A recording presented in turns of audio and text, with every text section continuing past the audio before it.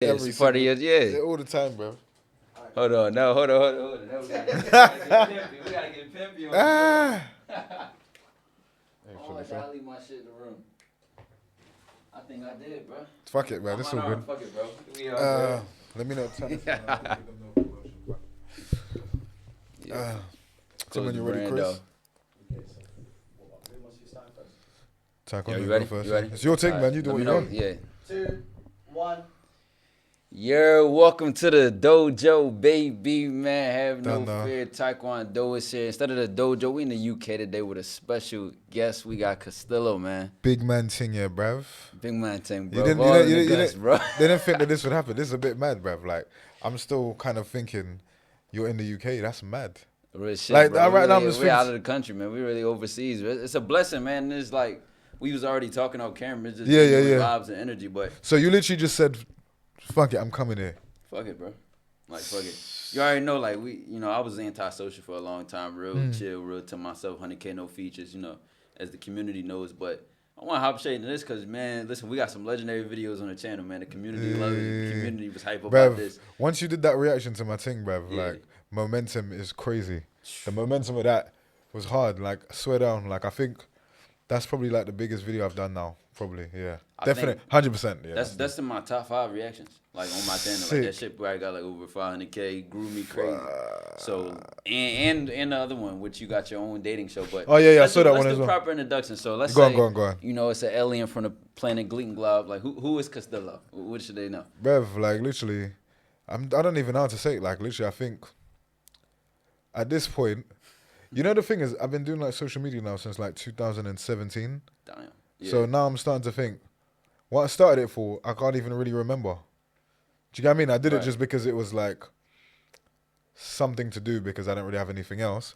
But now, if I was to actually, the opportunities that is brought to me, I can't actually really just imagine where I even started. And that's kind of scary because, like, when you think to yourself, you started because it was hard, like my life was going really hard and it was so bad.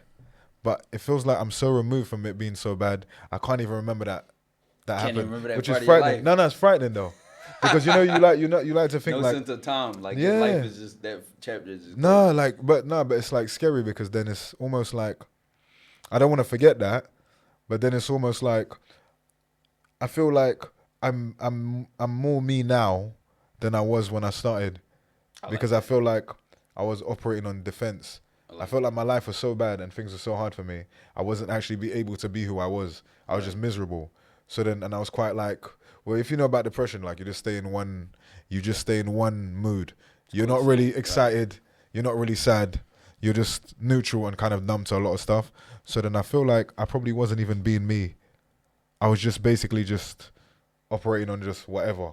Whereas now, you said success made you more you. Yeah, because in a sense where it's like now I feel like I'm able to be myself. I'm able to be happy. Do you know what I mean? Like now I'm happy. Like I'm actually like, I don't worry about things. Like I don't worry about.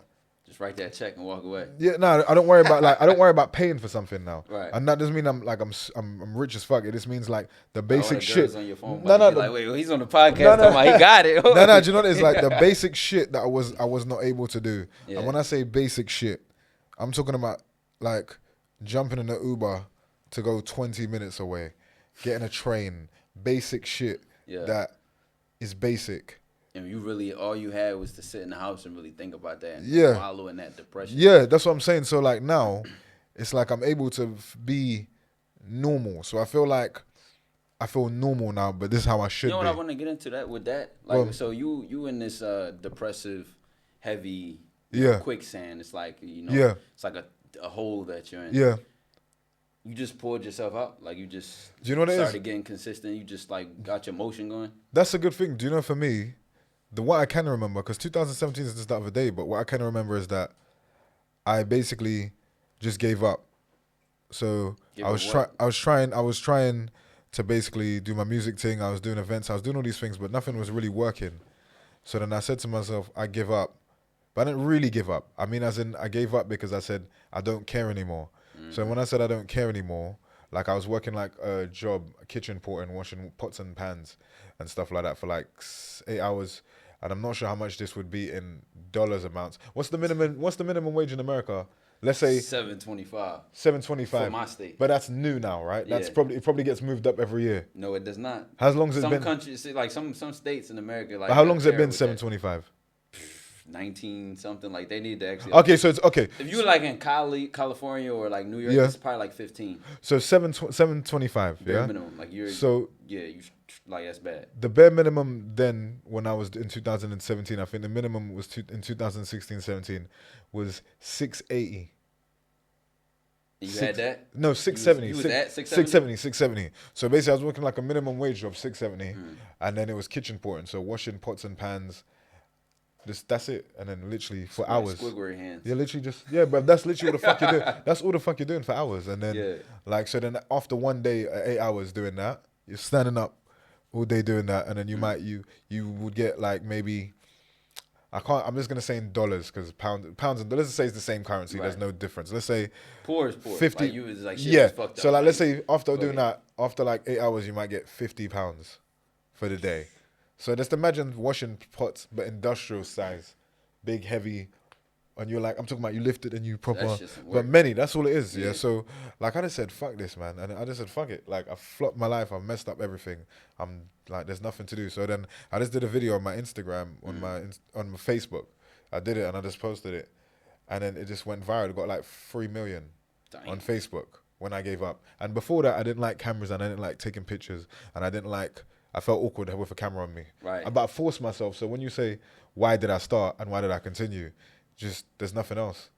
So you just did that shit. Yeah, and I said, but just do it. Let's see what happens, innit? Like, right. No, let's see what happens. I even see that now and experience that now where it's like, I do my whole setup in my room and shit like that. So when it comes to vlogging and having that camera like go carrying around with me, I feel like if it's not normal for you, you feel weird. Weird, you feel yeah. awkward. You feel like like a dickhead or something. Yeah, like you do. It's normal. Like everybody's on their phones, everybody's doing their things. People will watch the videos. But then if that's not what you do, it feels weird. And then at the same time, even you would experience this at first. Just expressing yourself felt weird, right? Innit? Speaking on camera. Yeah, like even just being. I bet when you look at your old ones, you're quite stiff. Probably you're probably just definitely like stiff. I'm on that thing like, oh, listen, guys. Yeah, that's what I'm saying.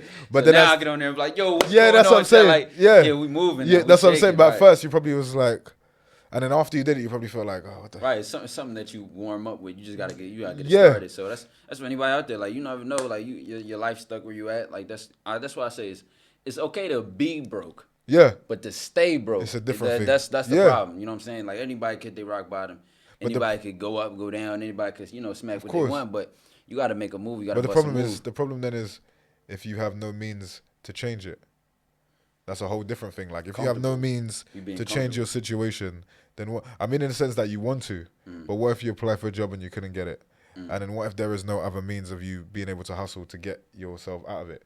Well, for me, I think that's where people are made. You know what I'm saying? So what you gonna do? Get back against the wall. That is a good one. You on your knuckles, like that's a good one. That's where people are made. So that's something I talk about, like not being defined by your result. That's a really good one. You know what I'm saying? Like, that's how you're made. You persevere through that shit and say like, all right, whether I go up to 10 women and get rejected or 10 women and they all give me their numbers, it don't matter. The outcome, I'm not defined by my result. I love that. That's where you're made. That's right. That's real hard. Shit. That's real shit. Because another thing I was gonna get into is like the dating coach or reaction things. A lot of guys, it's like some statistic I seen. It was crazy. It was like.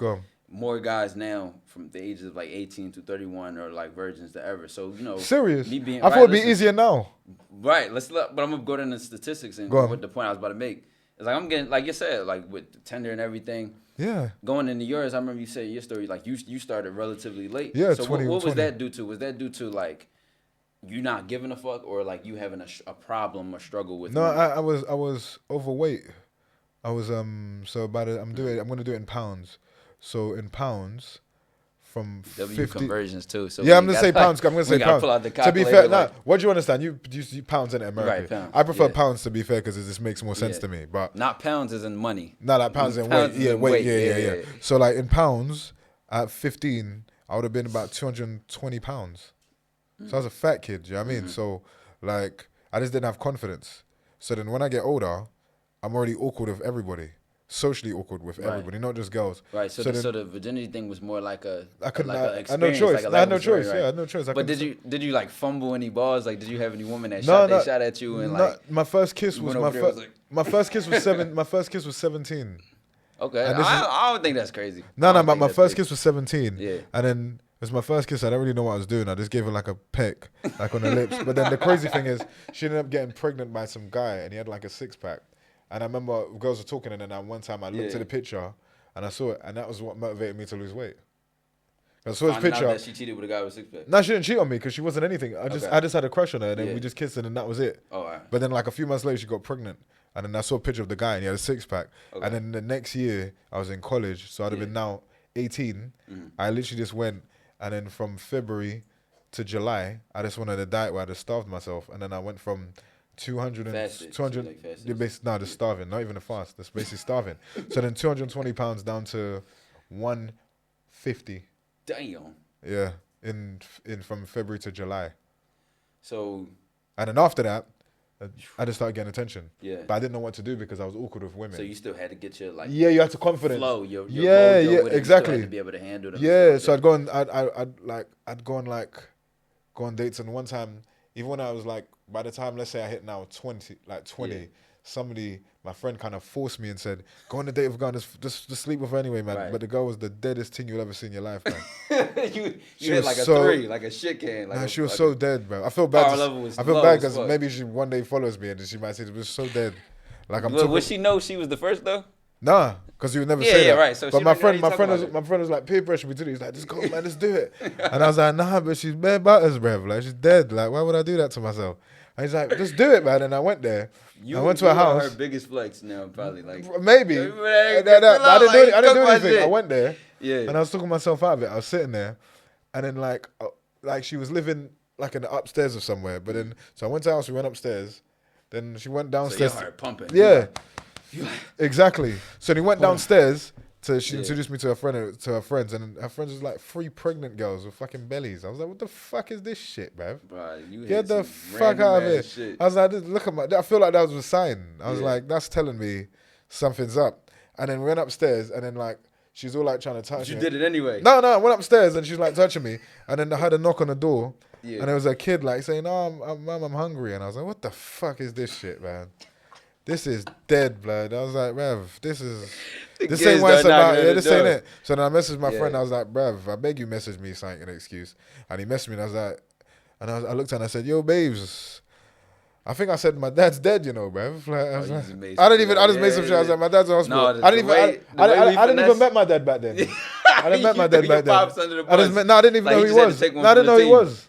I met my dad at 23. Oh, so for the first time in my life. Like a free card. This is a random thing. I just said, oh shit, my dad dead. Should have told her you found your dad. I don't know what the fuck. I don't know what the fuck I said. I found my dad. I don't know. What? I don't know. It was just to get me the fuck out of there, bruv. And then literally I got you know what we do? We say fake phone calls. So somebody might call, be like, yo, man, you left that pizza in basically, yeah. Grandma said, come clean the shoes, come clean the room or some bullshit. I just wanted the quickest excuse out of there, man. And then I literally, as soon as I did that, I got out and I ran to the bus stop, man. And I jumped to the bus and I said, what the fuck was that? Then I looked back and I said, that guy could not have been my friend, man, because he tried. That's a dead thing, bro. Yeah, he put you in there. You about to be a step pop. Yeah, that's what I'm saying. But I'm so glad I never did. That wasn't the first time you lost it, though. That was no, I never did anything. I didn't even kiss her. I was like, I need to get the fuck out of here. Within one, I got there, and within 10 minutes, I was out. No, I'm thinking about the guys at home who are in that statistic of like, you know, they haven't experienced it now, not by choice. Though. It's easy for them now. Right, I'm not talking about the guys who aren't having sex by choice. Like if it's your choice, you want to save it to marriage. I'm talking about. I'm talking about the guys that are like, I don't know what to do. I don't know where to go. I don't know what's stopping me from, you know. Do you know what? I think it's easier than ever now. I agree. Because now, do you know what the problem is though? It's like you see. That hurt that when you spoke about being on camera for the first time feeling awkward. I feel like that's a real life thing in the sense that it's the same principles. It's the feeling of rejection that's stopping most guys. That is all it is. It's the feeling. All it is the feeling. So you feel like some guys aren't even trying. No, because that's it. They're not even. Because the thing is, even down to when you talk to a girl online, you're still not even. You're still not. You're trying, but you don't even know what depth that you're in.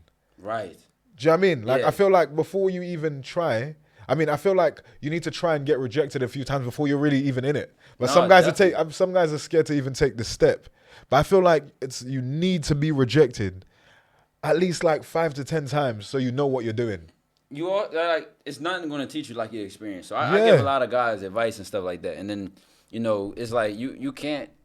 I'll only be able to teach you better or make an example out of a situation where you fucked up versus a situation where you're saying, thank you. Well, hypothetically, if it was 5 o'clock and I walked down, like, bro, you're not. You have to learn from your own experience. That's like, what I'm saying. Nobody's shit was perfect. Everybody had to, you know, go and take their L's. Like, you know, I know for me personally, what I used to do was like anxiety. Like, I used to be like, yo, what if I go in there and get some that's all some part terrible of it. dick? Like, I'll go in there and she's like, yo, this dude. No, but that's all part of it. Like, you see what you're saying, the anxiety.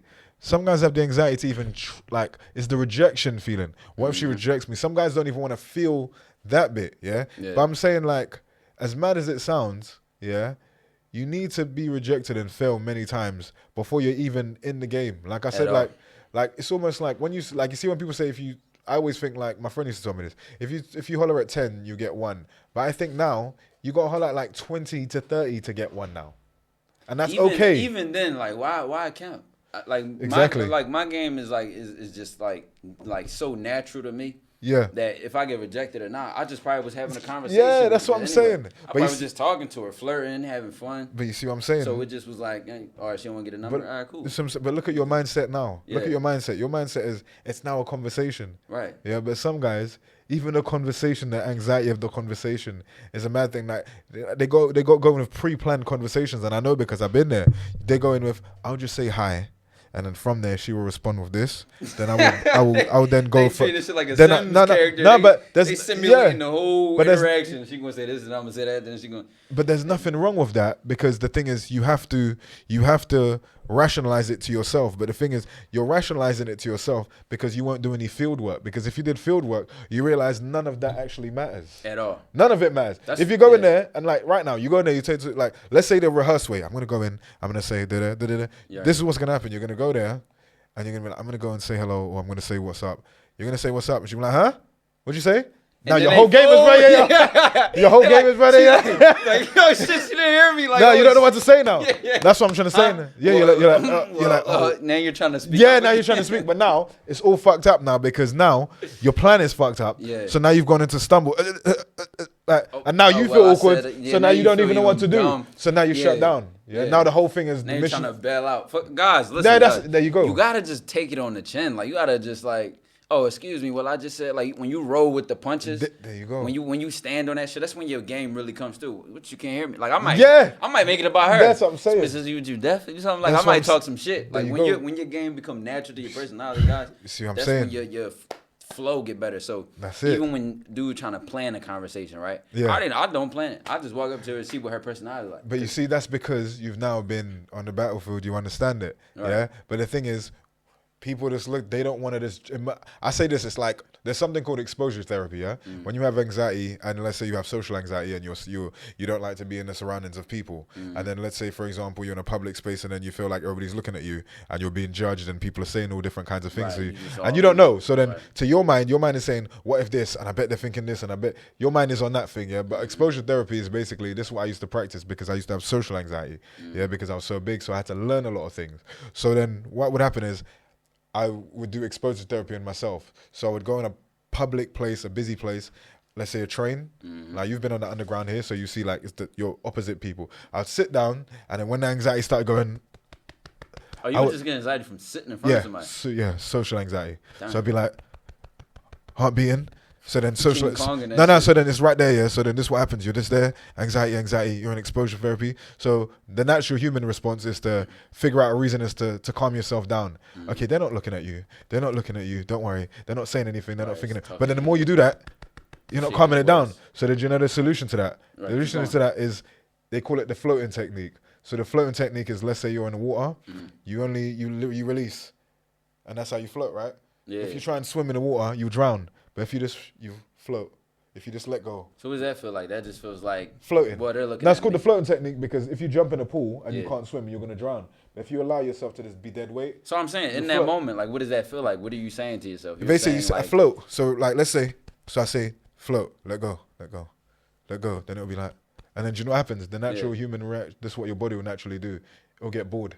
Be less tense. It will just get bored of being anxious because you're floating now. The reason you're letting go the thoughts of everything. So you're floating, so you're on autopilot. Yeah. So you're literally like that. And then the only problem is though, you have to keep on doing that because what will happen is you'll be like, okay, I did good. Well, I did good for 5 minutes. Then your mind will be like, nigga, you did good for 5 minutes. Yeah, but I'm back, bruv. Here's that anxiety. Yeah, right. You're fucked up again. My whole thing is like, what if you were like zoning out and then the guy just comes up and starts robbing you? You just got to float through it, man. Just float through it, man. Just float through the robbery, man. You're not paying attention to shit. Yeah, just float through it, yeah. So then your body like, damn, I should have been anxious. Yeah. I should have been paying attention. But the thing is, here's the thing though. Yeah. In American trains, you stay on point. In American trains, you should be anxious. Yeah. You definitely, not in London, but in American trains, you should be fucking anxious. That's what I say, bro. I'm from Philly, you know what I'm saying? Philadelphia in the bird. I tell you, I bought this bag. Excuse my voice, but I bought this bag. I was like, literally, I'm like, James Bond. I'm already imagining a James Bond. No, I'm not gonna lie to you. So this is the first year in my life I've ever traveled, ever in life. Yeah. So this year in February, I went to New York for the first time, and I stayed in Manhattan, the W Hotel, right in the heart of Manhattan, and I went to Queens, and then a few months later, that was amazing. America's beautiful. I'm not gonna lie to you. I literally went there and I said to myself, "Wow, this is the most."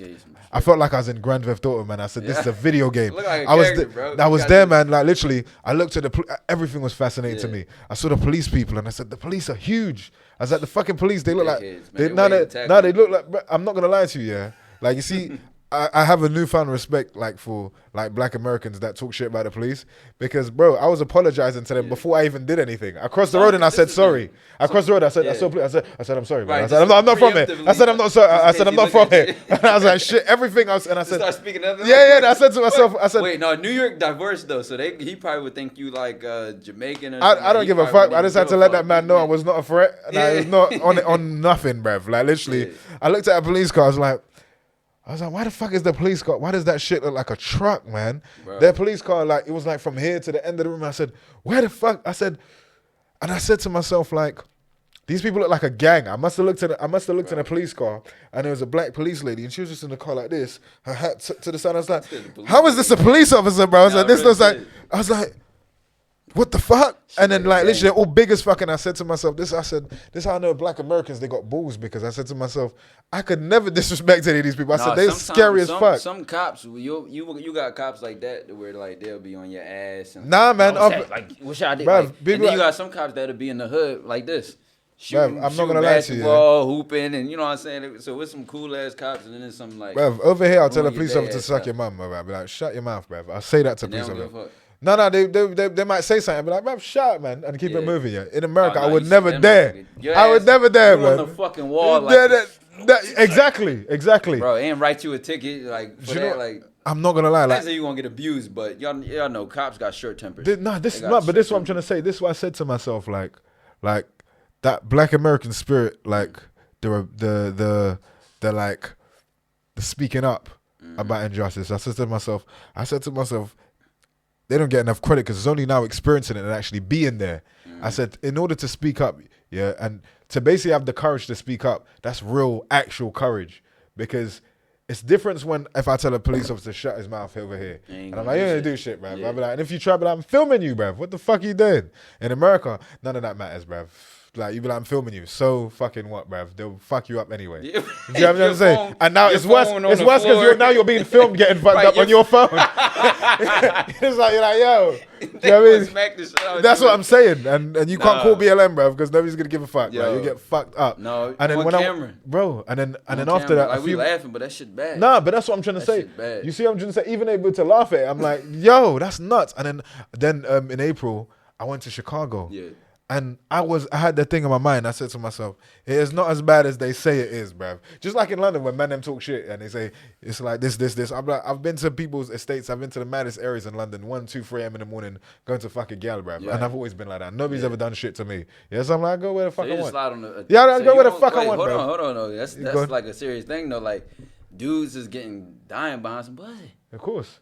Like, they over there, falling asleep, and then like shit get bad. Of course. Bro. Like, but when I went, so I said to myself, So you don't got no kind of code and conduct when you go visit. No, bruv. I go with the fuck I want, bruv. No, I'm falling asleep over at crib. No, bruv, this is the thing, yeah. You falling asleep over at crib? No. I won't do that. I'm saying like in terms of areas, nobody here is gonna tell me I can't go to nobody's area. It's not gonna happen, bruv. I'll go there and I'll go in front of your building. You're not gonna do anything to. No, but nobody's.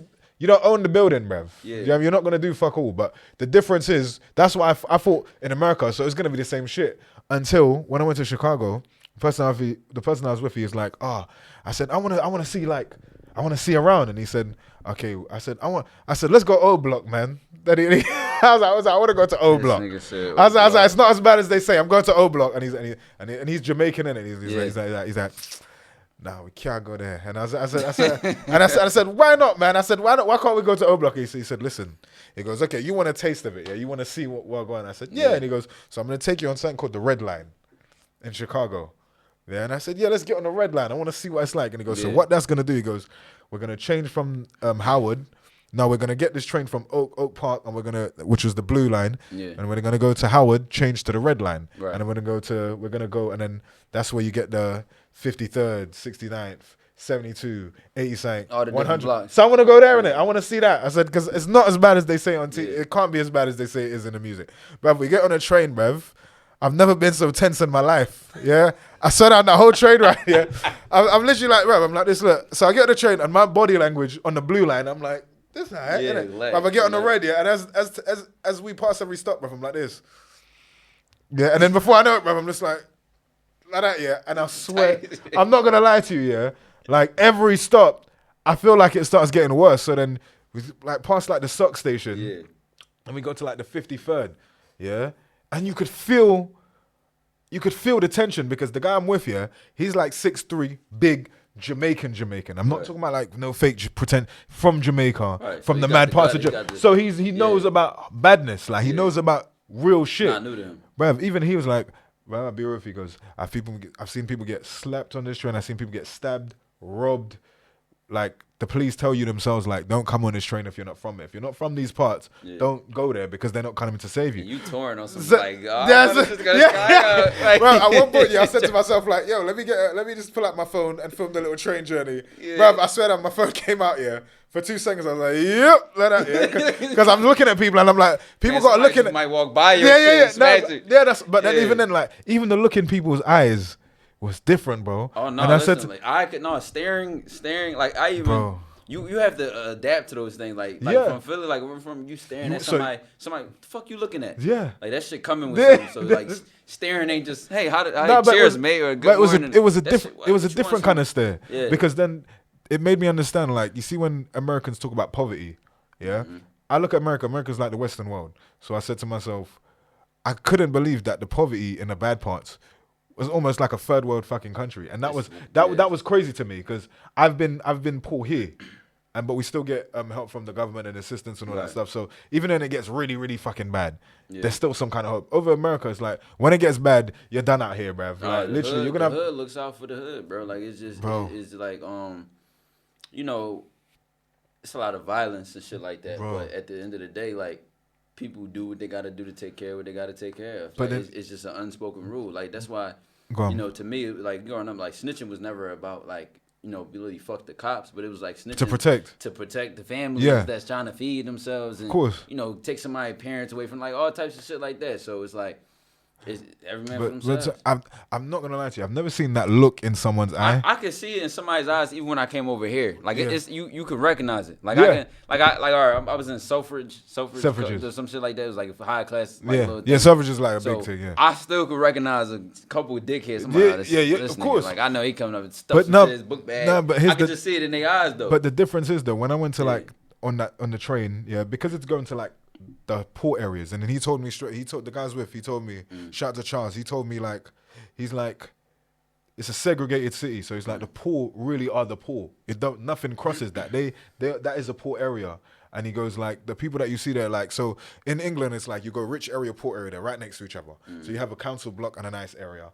And then even the council block is worth a shitload of money anyway to buy a flat in there. But the difference is in America it's like. The poor area is really poor and they're telling you don't go there. And then this is the maddest thing to me, like the look in the eye, like it wasn't like like, you know, there's like threatening when people are looking at you and they're trying to like scare you. It weren't that. It's like, and I felt it. It's almost like struggle, desperation, anger, and everything. And it's like even with a normal stare, like it wasn't even like nobody was trying to like watch you hard. It was literally just and it's like dead. And the thing is, and the reason I felt it is because, like I said, I've been really desperate before. And it was scary to see so many people just have that look, to the point where nobody's even looking at each other on the train. And they're from the same community, but everybody's just like, they're trying not to look at each other. And then every few seconds, like somebody bursts through the train door, like was walking through. And I'm like, what the fuck? Like, man was walking ththrough just like Aggie, like, and I was like, what the fuck? Wait, no, listen, motherfuckers be waiting. Like, man, let somebody sneeze. Let me walk down this aisle and somebody sneeze. That's what I'm saying. What pussy? Like, do you know what the thing is? And even then, even them, like, you don't know. It might be their bad day. Yeah, it might be somebody's last day, and your last day too. And this how I know things was bad yet, because the deeper we got into, like 53rd, bruv, this how I know things was bad yet, because I started seeing people with no haircuts, and that's how I knew things was getting dangerous. Oh no! Because when you ain't got no shape ups, nothing, you don't give a fuck. No, bruv. Nothing to lose. No, that's what I'm saying. Nothing to lose. And then at one point, there's this like this youth came on the train. He's just walking through the couch like, anybody got a phone? Anybody got a phone? Who got a phone? Who got a phone? And I'm like, I look at my guy, I'm like, why is he asking people if they got a phone? And he's like, oh no, he's asking that because if you say you got one and you reach your hand in your pocket, he's just gonna jump in and take everything and they run off. And then I look to the right, and then when they left, he was like, oh, you see those guys over there? He goes, they were with him, but they're just pretending that they don't know him. No, people do shit like that all the it's time. like a scam. Like right now, I'm like, so they're plotting already. And I was like, what the fuck? And it's like, even the people that live there, every time I'm seeing people get on the train, I'm like, people that live there, they're looking at each other like funny. One guy is like, he was like, he could have been like 19, 20, yeah.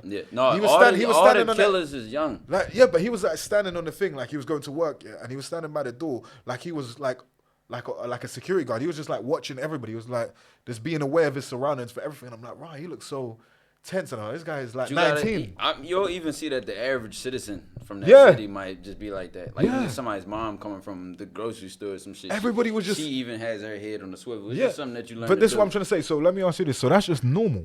Yeah. Mad thing. Yeah. And you know what it'd be like? It'd be hard to turn off. Like you could never turn it off. It's like that eye contact thing. Like you'll see it in somebody else's eyes. Like, okay, this person's paying attention. But because you know what? Like it's guns. Everything's like you'll die. You'll die behind that. That's what I'm saying. So it's not like, oh yeah, somebody gonna stab me. Like I already got the knife shit over here. But somebody gonna beat me the fuck up. Like somebody gonna rob me. But like somebody, they got switches on these guns. You know the switches? What's the switch? What's that turn into an AK-47 or something? Yeah, they'll put a 30 drum clip on a fucking Glock, right? Or a pistol. Put a switch on it and it's automatic now. Fucking hell. That shit just a whole 30 bullets and just one. And that's another thing that was mad to me as well. Like literally, like I think I must have just Googled the area in it and I said, let me look at the crime rate. I do that. I just seen triple homicide, and then somebody told me the biggest crime in there was carjackings, armed robberies. So then the cars were fitted with like an auto lock system or some shit. And I'm like, because I said, if we can't get a train to O Block, I was like, let's drive to O Block. I was very ongoing there. Like I was like, I want to go O Block, bro. I just want to see that. I said, even if I just come out and it's like, I said, it's gonna be all right. And he said, nah. And he said, and then she goes, if you're there and you just stop for too long, he goes, you might just get carjacked, because he goes, carjacking is big in the city. That's what I'm saying. But then to me, that was all weird, because like even over here, in order to have serious problems with someone, it has to be a serious issue with someone. Oh no! But then he was like, it could be a minor thing. Food. No, that's the thing. It's so random. Like that, I'm like, listen, it's so bad in Philly. Like kids die. Like that's what I'm saying. Like they'll shoot somebody baby mom crib. Like it's no honor. It's no laws with the shit. But then even on top of that, I seen something. It's this gas station around one of my a crib that I had out there, and it was like the story was crazy. It was like dude was on a first date with a chick. He at the gas station getting something. Now, when you look at the video, and I know the gas station, he really was like kind of lunching, like lacking. He was positioning himself badly. Like he parked his car far as shit, and then he was just went to get food. And then he was like walking back to his car, like just chilling. Dog, this fucking SUV pull up, pop out, and he get his car stolen on the first date with a chick. Shit. Could you imagine you take an L already? Right, you in a Mercedes. You can't even come back. You can't come back now. And now now she over there gunning the back of her head in the grass like this, like Rev. On the first date. Do you know what? Yeah, this how Nick was mad, yeah, because like I said, when I got on that train, and then when we're going back, so we went to 100, the last station, yeah.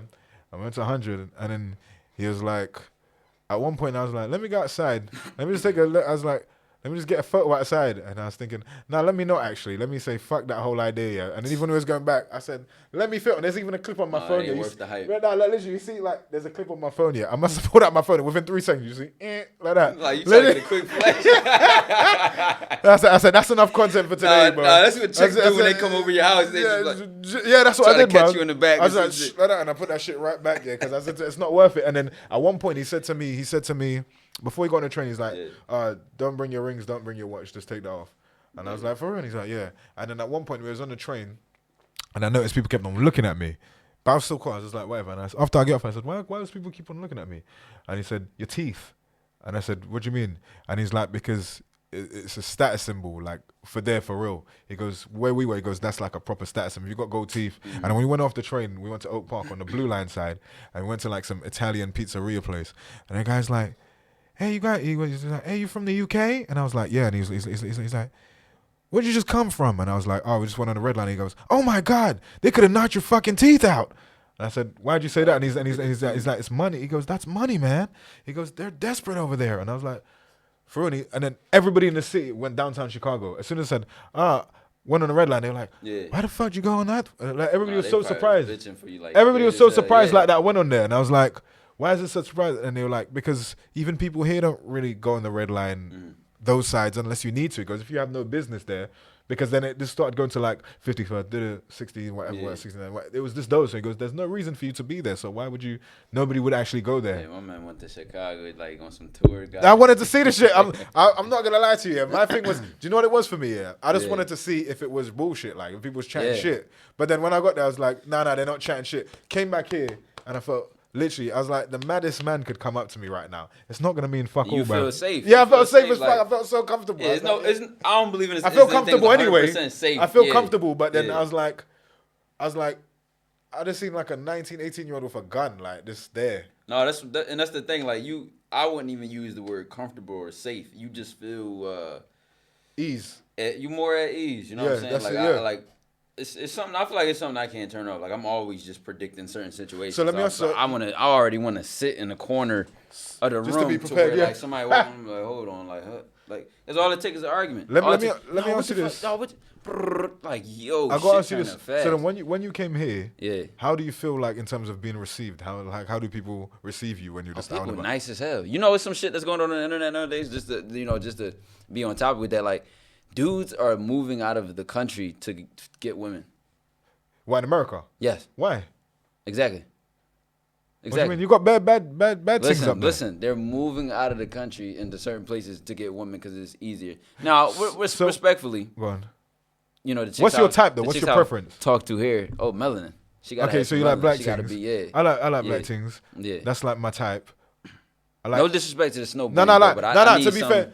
No, what I mean is that what I usually go for is like I like dark skin and thick first, innit? Yeah. Like, but I'll date other. Oh yeah, I need to be thicker than a bowl of oatmeal. But what I mean is in the sense that I thought, because obviously, as a black American and being in a place where it's full of like black American women, for example, like it would be easy for like, but. Bro, but why is it difficult then? It's this whole, and I thought you would actually like see more of this stuff because like sometimes you do give dating advice and stuff like that. So no, but obviously black American women is different, isn't it? Like I'm just saying, I'm just used to hear. So this is what I was gonna get into. So they talk about how like the modern woman prototype or stereotype. She wants to be 6 feet, make 6 figures. So that's a real thing. Handsome. Let me answer this. So in America, that is a real thing for like, let's say like I'm gonna use black women. Here's my take on it. Dudes.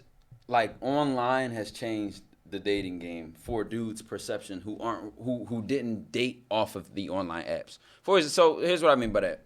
Let's say I was never used to getting women in my life, right? Like on some like, talk to a girl at the bus stop, go to the mall and get women, go to these parties, bag women. Like because of how I grew up, I just was used to talking to women. Yeah. So it wasn't like, you know what I'm saying? Even to this day, I don't use Tinder, I don't use Bumble, none of those things. I don't even use Instagram for like shooting my shit. I just be chilling. You know what I'm saying? I could never use that shit. I like chicks I can talk. I like to get her in person type shit. Like I like to vibe with her like that. And here's the thing. Because of that, I have a bias or leaning towards game getting women.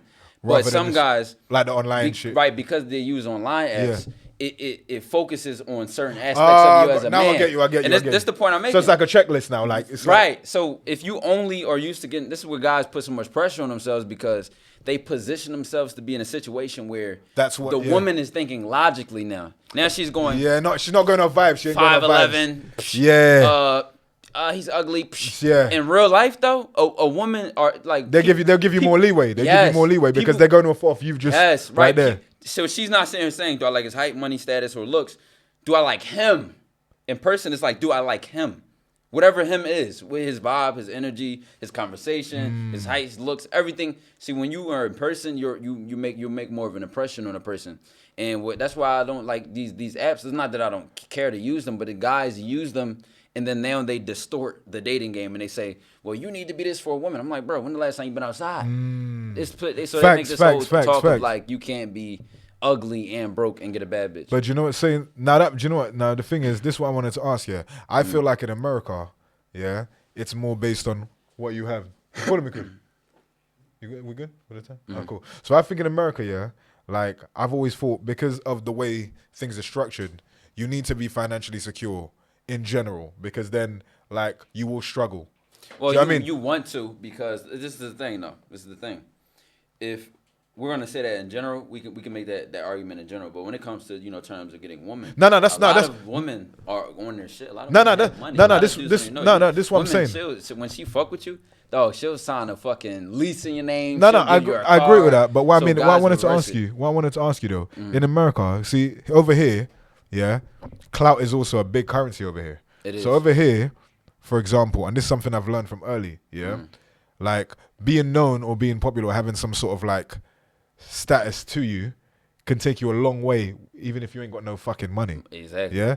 Is it like that in America? Nah, is it like that in America? Right. Though? It is. Is it? So that's actually a thing also. Dudes so guys that are broke, but fake diamonds on the gram. They buy their likes, they'll buy their followers. So that's actually create this perception of status around them, and that's enough for the woman. Because I used to think, because in America, because things are very like you need money kind of thing. I thought that maybe like American women could see straight through that bullshit. Like the fake it till you make it. It depends on the woman, because like this is where I say like guys will. There are examples of that, like you know what I'm saying. If you got money, she'll fuck you. If you got status, she'll fuck you. Like we all know that. That's examples of that. But then you have women who are used to that, or and they can see right through that shit. But then you could reverse the game. Go on. What is she doing for me? What kind of fees is she paying to fuck with a guy like me? Yeah. Why is it that I have to take her out on a date? We was doing an advice on the show one time, and the guy was like, when it's a bad chick, you got to take her on a date. No, you don't need to. You don't need to. Yeah, but this is the perception that guys have. That's the perception. I swipe. I get lucky, and she swipes me on the app, and then I can finally take her out and spend money on her. I think social media, like when you play the social media game and like you do the dating apps game, like literally, I feel like it's so like rigid. Like it's a very it's not normal. And I feel like only 5% of men are really getting most of the things. Right, and that's the thing. Yeah, that's why I tell guys, listen, y'all not wrong. Y'all just don't have the full context of the picture. What's going on. Yeah. So when you're on these apps, it's emphasizing your look, status, and money, because she's making a superficial decision. And then not only that, if you talk to her in person, you could be the same average whatever, and it will work better. She may say, But also the difference as well. You're putting yourself in a competition that you won't win, because think about this. What they call that shit, a buyer's market or a seller's market? Yeah, like a thing that, let's say a thing that's a 5 out of 10. She could be swerving men that's 10s. They could have their shit put together. She could just be swerving them all day. They got their shit because they're now in that they're like in a Rolodex of just different things. So she can let's have her picking like nah. Right, she just going left and right. But then for her, she could be an average thing, but all the men are chasing her because it's too hard to get gal on social media. Do you know what I mean? I still think in terms of I think things like Instagram is better than Tinder. It is. It's a lot easier. Also at this, you ever had a situation where it's like it's a chick, she's hard to get to, or hard to reach her Instagram, or like it'd be hard to DM her or whatever. But then in person, she's easy as fuck. Of course. All the time. So I tell guys like you using these apps, it's like it doesn't necessarily pedestalize women because if you're not even using it to date and shit like that, you don't even have to worry about that. You're not even in that state of mind. Just go outside, live your life, go meet the woman that's around you. You can bump into them anywhere. And it's another thing that would be a reality check to a lot of guys, and this is something I learned very, very early, yeah? It's like when you go outside and you actually see things for real, you see someone that you may be putting on a pedestal online, and then if you go into a real environment and then see how she might behave around certain people, you might not elevate on that thing. That's not to knock or anything, but I mean in the sense that best way I can describe it. It's just like real life. People's perception of I'll give you an example, what like, she is and unattainable. Exactly. I can't get her, and American woman this and modern woman this. Because I've been in situations where I've seen girls that are bad, they're nice, whatever, yeah, and then like they'll swerve guys online. They'll have like a criteria of guys. They say I don't date this, I don't date this, etc. Then you go to like an event, yeah. And then you might see her lose her mind for like someone that's a local celebrity, like lose her shit. Yeah. I remember one time a girl I wanted the game learning early when I was like dating, like after I lost my virginity, so I was just going on dates and just trying to learn and whatever. Crazy. Yeah, I went on a date with a girl and she was super bougie like crazy. I'm talking about she had like a criteria that was mad. She said, I think I must have been like 22 at the time. So she said, I don't even date guys around my age. I date older. You know when girls just chat shit. She got this whole, but bro, I'm telling you something, yeah. So she was saying all this shit. You wasn't even her type. Like, yeah, she was basically, No, not even that. No, this is learning, like I said. This is learning the game. So I wasn't going mad them times. I was just learning, maybe catch a few at the time before I started going on a mad one. But this is what happened. So I saw her, and then she went on a date, and then she just seemed hella bougie. Like, she just seemed like she had, like, her type was just like, wow, who is this guy? Bruv, I went to an event, and Omarion was booked for that show. Yeah, Omarion was booked, and this was when Omarion was like in the peak of his shit. Bruv, Omarion came on stage. This bitch dived over 5 or 6 men to get to the show. Omarion, and I said to myself, "What the fuck is going on, bruv?" Then I went on, bruv. Then when I went outside, I saw this girl on the like outside on the stairs crying. She's like, "Oh my god, like he just didn't say anything to me. I looked at him and he didn't look at me." And I was thinking to myself, "This is the girl I went on a date with a few months ago, losing her mind for Omarion." Now let's do the checklist. Yeah. She's like 6'2", man. The guy needs to be this. Omarion's like 5'5", bruv. All the shit she was saying that her boxer needs to be checked. I'm like, so this is a statement I make all the time, right? And then I don't know, what the time's looking like for the podcast, but I just want to finish with this. Would you agree or disagree with this?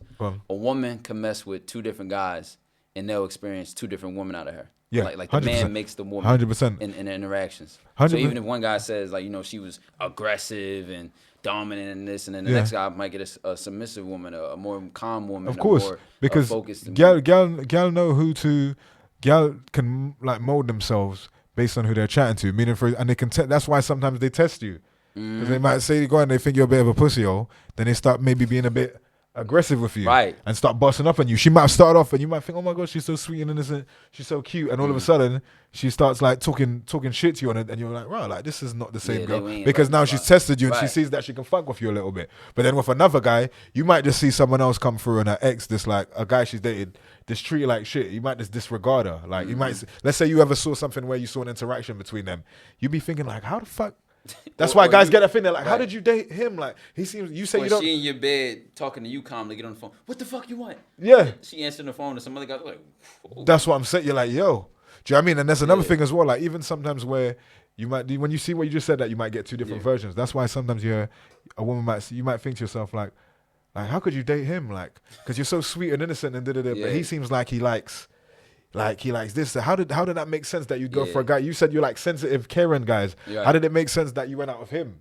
Yeah, because they could mold themselves to.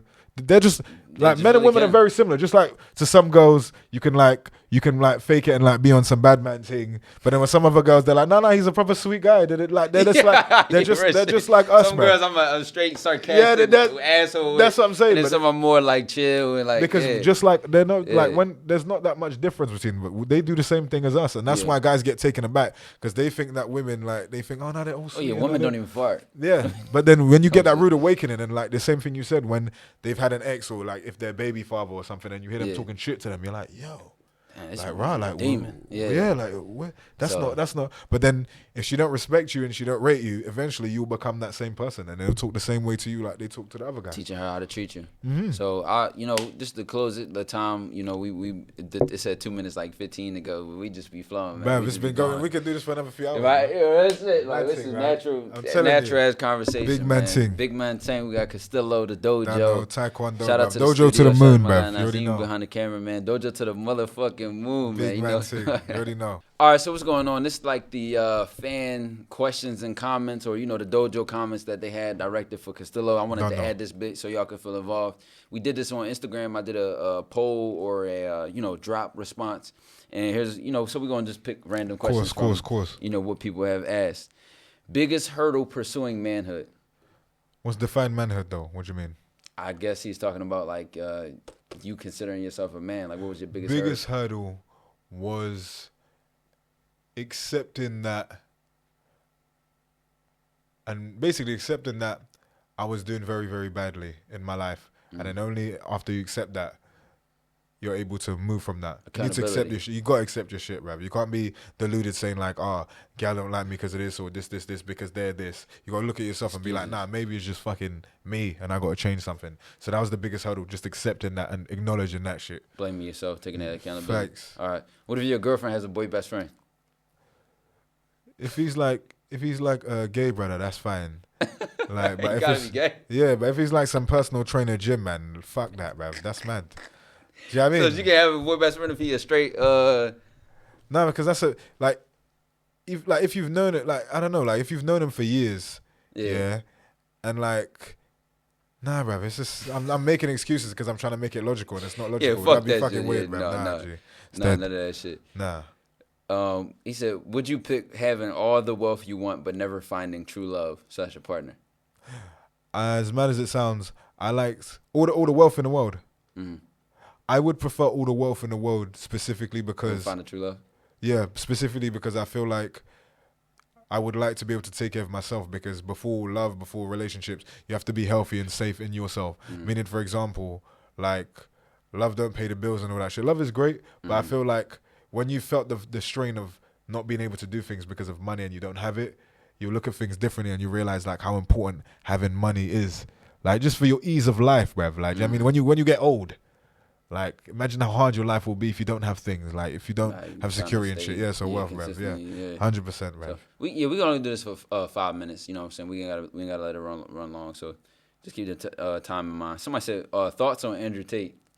Big up Andrew Tate, bruv. I rate him. I like Andrew Tate because I feel like people like himself, people like Kevin Samuels and all that stuff, they're polarizing people because people don't necessarily agree with everything they say, but I think you need people like that. Right. You need people like that because I don't like one train of thought. At all. Yeah, and I feel like I like the fact that he's just come on the YouTube thing and the social media and he's just been able to express himself how he wants to express himself. And at the end of the day, if you don't like something, just don't watch that shit.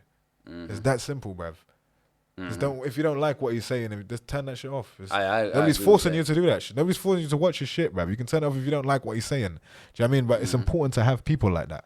Yeah, I agree. So big up Andrew Tate. It creates a lot of discord. It creates conversations that people are afraid to have. But that's real life. The thing is, people, it's like this new, like, kind of way people think where it's like everybody must agree. Everybody must feel like this. It's like, no, bruv. That's not the real world. In the real world, bruv, there's going to be people that don't fucking like you. There's going to be people that say shit that you don't like to hear. And you have to deal with it. Like, this whole, like, oh, no, I've just canceled him. I don't want to hear that. Yeah. Get the fuck out of here, or even this, like we could disagree on something and then agree over here and then disagree over here and then agree over here. But and still fuck with each other overall. Exactly. But the thing is, and not only that, like, I like the fact that he's honest. Yeah, I mean, like, the worst people are the people that present an image to you and they're nothing like that. You gotta respect the person that speaks their mind on their terms, how they want to speak their mind. For the sound, got the integrity, got the like that. Even people like Kevin Samuels, when people talk shit about Kevin Samuels, I never listened to Kevin Samuels to listen to what he was talking about women. I listened to Kevin Samuels for his message as a black man. Right, you got to be intelligent to be able to listen through. No, I like the reaction and emotional reaction. No, but I didn't listen to him about anything to do with women. I listened to him about stuff he'd say about as a man and doing shit for yourself in order to better yourself.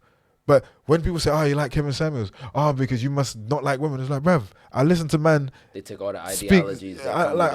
this is the thing about people. That's what I'm trying to say. They try and put everybody in a box. Like you gotta rate people like Kevin Samuels because he's like the old school way of thinking, and a lot of people need to listen to the old school way of as a man. Like you need to get your shit together and do your thing. You can't be talking about you want a bad bitch and you want this gal and that, and your shit is not together. I listen to Kevin Samuels for that aspect. So big up Andrew Tate, big up Kevin Samuels. Rest in peace to Kevin Samuels as well. Right. And we touched on this earlier in the podcast, but it says how he go from being a virgin at an older age to having a ton of bodies. So that's a perfect question. Basically, what it was is that even when I was a virgin, I felt like I was lit. I was an anxious weirdo inside, but I knew that all I need to do is look the part. I felt like I had the potential to get girl. I just didn't know how to do it. So my mindset was always the same. Yeah. I just couldn't do that shit. So then the moment I said, being big and being rejected and all that stuff, like I said, it was on the field work. So then when I finally got in a position where I was like, okay, I look good, I like how I look, gal giving me attention, I'm like, now I'm just gonna go on a mad thing because now I've got the ability to. That's why I just said this. Once I hit 20, once I hit 20, I lost my virginity. As soon as I turned 21 and I come out my relationship that I was with for a year, I was just like, yo, I know what I'm doing now. I know how to chat to gal. I know what to say to them. I know how to move. Boom, just go mad. So it said weirdest fan interaction. Weirdest fan interaction. A guy I met, I met him when I was just walking about, just on my daily commute, just going out and about. He basically was cool with me. He was like, I follow you on Instagram. I was like, yeah, cool, brother. Like, he was like, yeah, I work at this place. I can get you discounts. I said, man, I'd rather pay for my shit. But then he was like, yeah, take my number, man. So he said, yeah, take my number. So I just took it because I'm a guy that says, when you give another man your number or he gives you his number, you're not supposed to call that shit. It's just a respected, like, yeah, take my number, G. Right. Love. But he tried to get buddy after that. Yeah, but I thought that it's the rules, bruv. You just give them, unless we're doing business, we ain't never really gonna chat. So it's like, yeah, say for that, brother. Shout me in it, but you know you're never gonna call. Like, you know when your brother's like, yeah, I'll call you. Like, you know you're not gonna call me, bruv. As a man in it, like, why am I calling the next man? No, it's like that, clingy. But then he was WhatsApping me saying, let's go for shisha and shit. Let's go. And I was like, that's hookah for Americans. He was like, let's do. I'm thinking, bruv, why am I trying to meet up with a next man to smoke pipe things, bruv? That's weird. Like, why are we doing that, bro? I don't even know you like that. I don't even know you like that. We're about to put up to the spot and hang like, out. The thing is, like, this is an organic connection, right? So if we went out and chilled, that's calm because we kind of got the same interest, bro. I just met you on road going about my business, and now you're trying to be my brethren. Right. That don't make sense. Like, listen, I relate to this 100%. Like, some people like fake relationships. Yeah, I don't do that forced shit. Friendship. Yeah, I hate that. Like, don't do that shit. No disrespect to this dude out there, but somebody bought my Patreon and was like, hey, I wanted to talk to you so we could be friends. And I'm like, that was just like a summary of what he said. Yeah. But like, I'm like, bro, even friends I know in real life, I don't hang out every day. Thank you. So it's like, it's not like we about to just be at the spot chilling and shit like that. I've had friends for 10 years, bruv, and I've got friends, and I've been there. They've been my friend for 10 years, bruv. I ain't chat to some of them, man, in probably 5 years. It just is what it is, bro. When I see you, bruv. I'm just there, friend. Like, I might disappear. Yeah, I hear from you every day. We can slide here and all that. Yeah, big man, bruv. The like, forced I'm not relationship, trying to be chatting to man them that I just don't know like that. That's weird, bruv. Fuck that. He said, why do you always say big man thing? Big man thing, to be fair, is two things. Big man thing is just, I just talk like that, but then it's just natural for my intro for my videos, but it's how I talk anyway. Right, but then when I trademarked it, then it's like I'm definitely gonna say it now, innit? Like, do you know what I mean? I'm gonna say you got trademarked. Yeah, I trademarked it in merchandise, clothing, video games, TV and advertising. So if somebody says that shit in an advert, you owe me some fucking money, bruv. Damn, holy shit, business move. Like, of course, brother. Even bruv, when I say bruv, same thing. Oh yeah, shout out to you. Sent me the bruv. Yeah, shit. Like, I'll be wearing even big man. I wear it in videos and shit I did it because I know that when things go viral and when things take off, big man things just we just talk like that, innit? But I'm like, when I started saying it so much, and I said, if the day ever comes when I see Boohoo or any of these big companies put that shit on a TV, on a t-shirt, I'd be fucking kicking myself, knowing that maybe they don't waste time with that shit. Yeah, so then I'll be like, coffee mug, socks. Yeah, so that's another thing. I got it trademarked in ceramics as well. So if it's on a mug, then I own that shit, bruv. No, you different, bro. You different. Of course, brother. He said, advice you would give your younger self. Advice I would give to my younger self: listen more in school, pay attention more in school, focus on your education, and take your life seriously, because you can't just wing your way through life. Things won't just be okay because things will just be okay. Educate yourself, learn things, even when you're not reading academically. Facts. learn and research and learn outside of that, because best way I could look at it is like if you don't educate yourself or you don't have some understanding, anybody's going to be able to take you for a fool. Mm-hmm. And that's what you don't want to do. You don't want somebody to take advantage of your ignorance because you don't understand certain things or because you don't learn something. So everybody can make mistakes, but be the predator instead of the victim in yeah, life. but no, it's not even that. It's just to be safe and it's to be educated and be smart. For example, like know how to conduct yourself in certain spaces. At the end of the day, you might be used to a certain circle, but one day you might come out of that circle. Yeah, and you need to be able to interact with certain people, chat to certain people, switch it up. And just even for yourself. It all comes down to self-preservation. If you're educated and you understand and you have a qualification, you've preserved yourself. Then it allows you to go and chase a dream and fuck off your life for life. But if you go fuck off your life for 5 years of your life, but if I know I got a degree, I got some kind of papers, then I can fuck off my life for a long time and I'll be like, yo, I come back and I got papers. I can go and get a job if this shit fucks up. Yeah, because not everybody's gonna have the gift of being able to make money off themselves. Nobody's gonna have the gift of personality. So I don't care what people tell people, like, oh, be an entrepreneur. Bruv, in order to even get on that road, you need to have some sort of education, and it doesn't mean academic. Just being able to know some shit, bruv. Just learning, bruv. So I told my future self, read a fucking book, learn some shit. Pick up some paper, bro. Bruv, got to, bruv. That's the main thing. Is that 5 minutes? Yeah. All right, perfect. Yeah, that's hard, man. There we go. Of course, brother.